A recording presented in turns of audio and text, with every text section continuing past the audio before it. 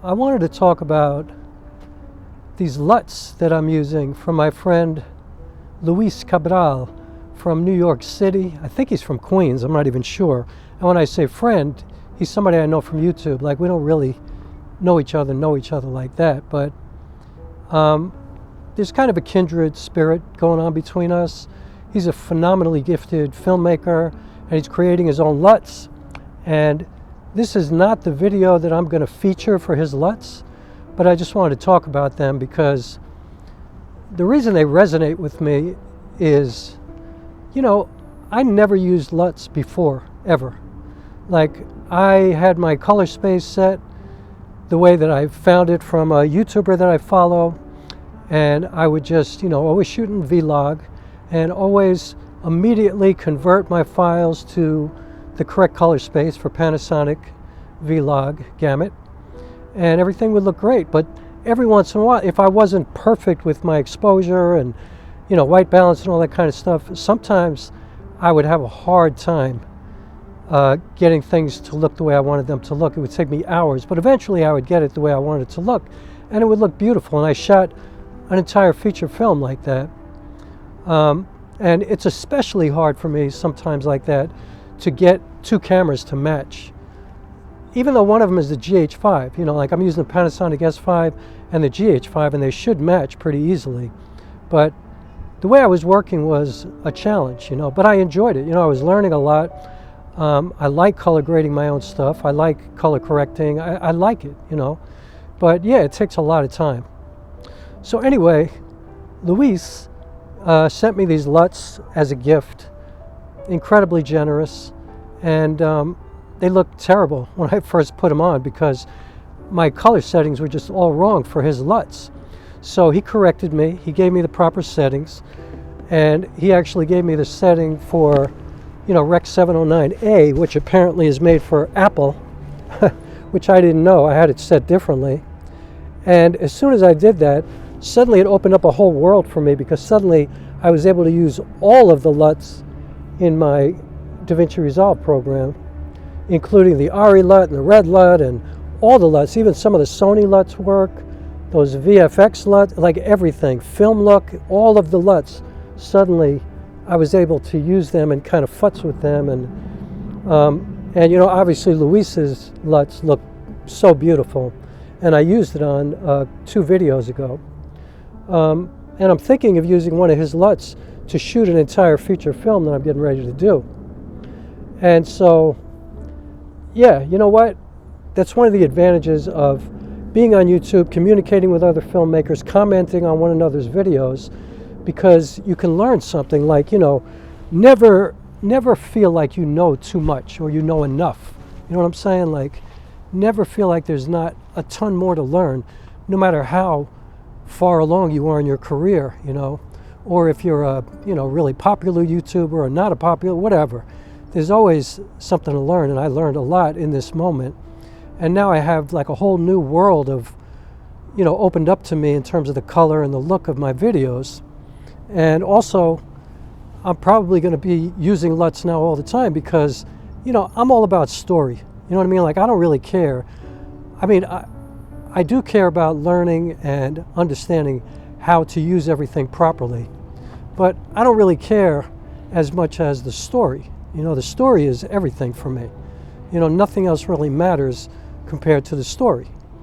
And if, you know, being in the proper color space and being able to use these Luts saves me a lot of time to focus on my editing and to, you know, editing besides the color correcting, the color grading, but to just edit the story, you know, the movement of the story, the visual cuts, then that's better for me, you know. If I can get it the way I'd like it to look with these Luts, then I'm happy about that. So I'm very, very grateful to Mr. Cabral Creates, from one New York City person to another. Really, really appreciate that. And I want to make an awesome video for him too, to try to promote these Luts, because I think everybody should buy his Luts. They're really amazing. They're very unique. They don't look like every other Lut. They do have a character to them, and it's his perspective. It's like an artist painting, you know. It's like his Luts are not like anybody else's. You could tell they're his. And, you know, I'm drawn to that. You know, I'm not drawn to something that just makes it look normal, because I could do that myself, you know. I mean, I can go in without LUTs and just start messing with my log files and get it to how it should look normally, and then start messing with my contrast and my saturation and stuff like that, and push the colors in different directions. So anyway, his LUTs are very unique, and I highly recommend them, and I thank him so much for hooking me up like that and giving me some much appreciated insight. And also, what I wanted to share as well was that, you know, this film that I'm getting ready to shoot came about from, you know, kind of a happenstance that was totally by mistake of writing for a grant. And I talked about it in my last video about my Patreon. And I wound up, you know, I wound up submitting for playwriting instead of filmmaking, because this cycle for the New York Foundation for the Arts was not for filmmaking, it was for playwriting. So I revisited a script that I hadn't looked at since 2020.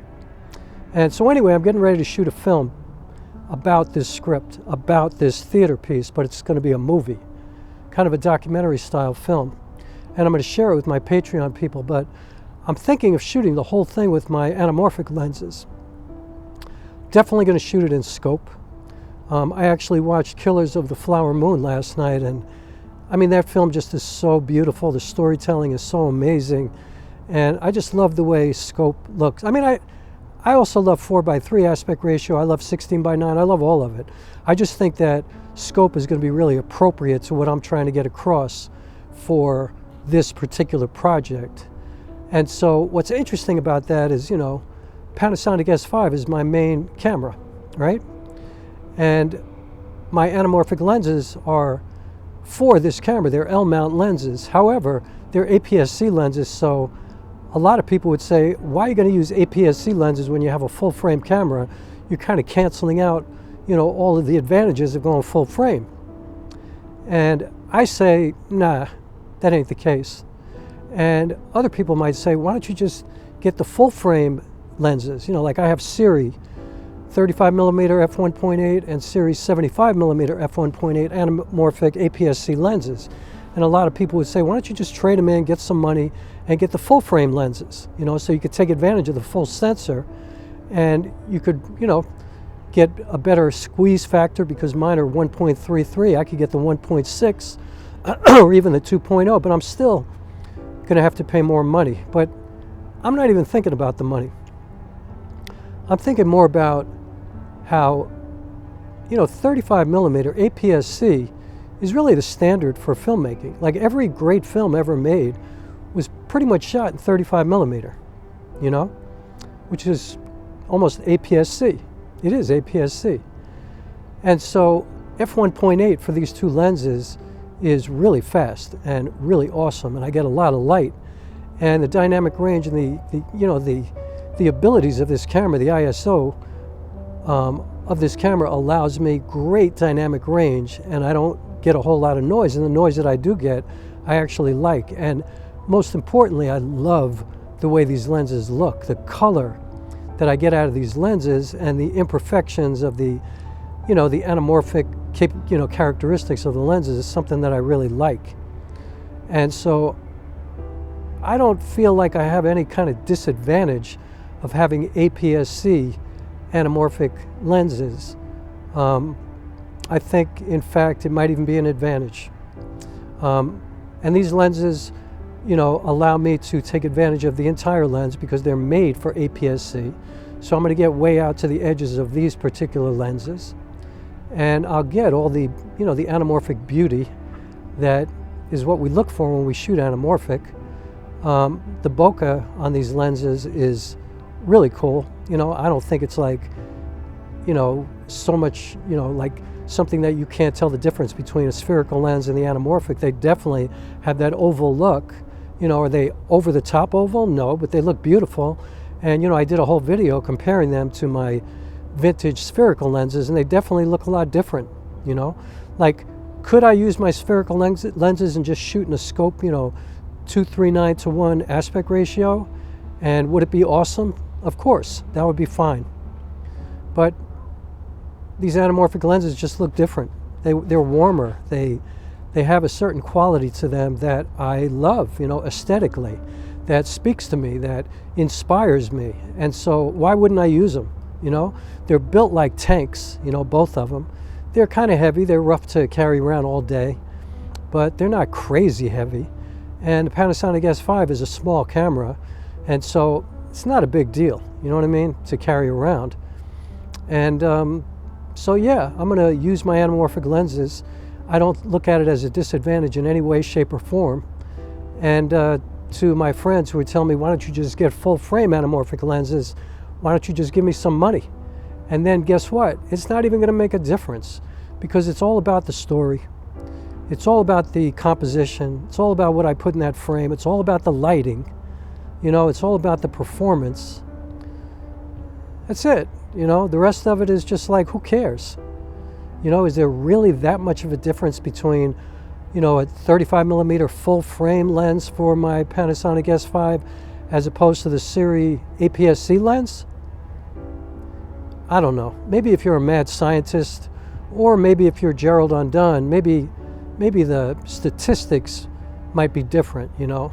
Maybe the tech, if you really do a deep dive, maybe it's much different, but I pretty much guarantee you, if I shot the film twice, once with the APS-C lenses and once with the full frame lenses, and I had all the lighting the same, all the performances the same, the story the same, it wouldn't make any difference at all. You know, like if you watched one according to the other, if the framing was the same, if the composition was the same, if the performances put forth the same emotion and the same, you know, the same like feeling in each of those scenarios, I don't think it would make any difference at all. It ain't about that, you know. I've already proven to myself that I could shoot a great film on my phone. So I love these lenses. I love the way they look. You know, it's like one of those situations where you get gas, you know what I mean? You buy something, like at the time when I bought these lenses, they were all the rage because the Sirui full frame lenses hadn't even come out yet. So nobody cared, you know? And then all of a sudden they came out and all of a sudden my lenses sucked to everybody, right? They were garbage. They were not relevant anymore. Like I had to, you know, go to MPB and trade them in right away, you know?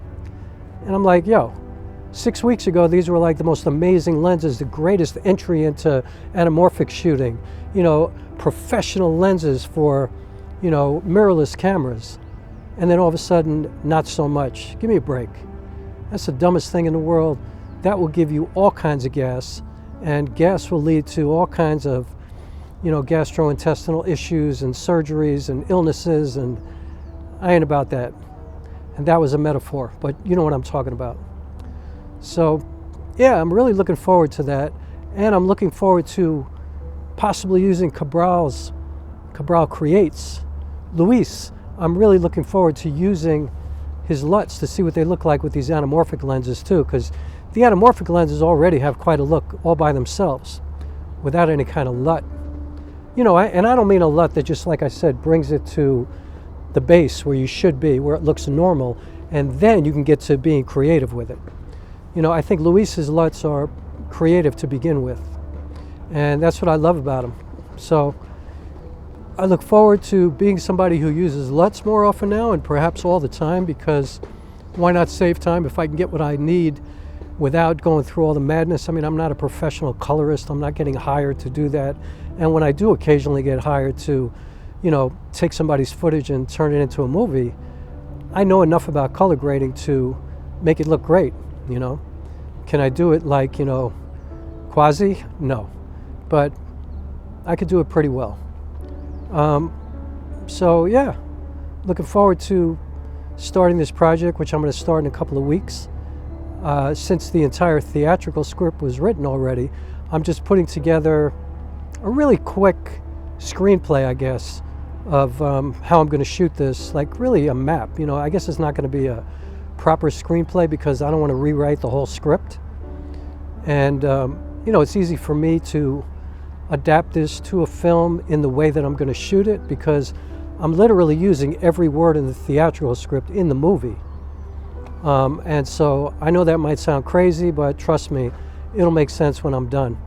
And if you're interested in following me as I go through the process of making this film, you know, from start to finish, join my Patreon, because that's where I'm going to be sharing that, the journey from start to finish of making this film. I'm only going to share it with my Patreon people. I will be sharing some stuff here at YouTube, but not the real meat and potatoes. So yeah, Luts, yes. APS-C anamorphics on the Panasonic S5, yes. I'm sure those APS-C anamorphics look amazing on like the FX30 too, or any Fuji camera. You know, like APS-C is so dope.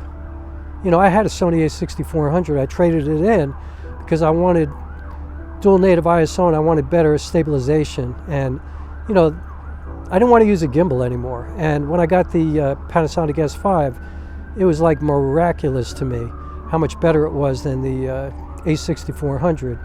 But of course I gave up autofocus, but I never really used autofocus on the A6400 either, because I was shooting with my vintage lenses all the time, so it's not part of my workflow. So yeah, APS-C anamorphic, awesome.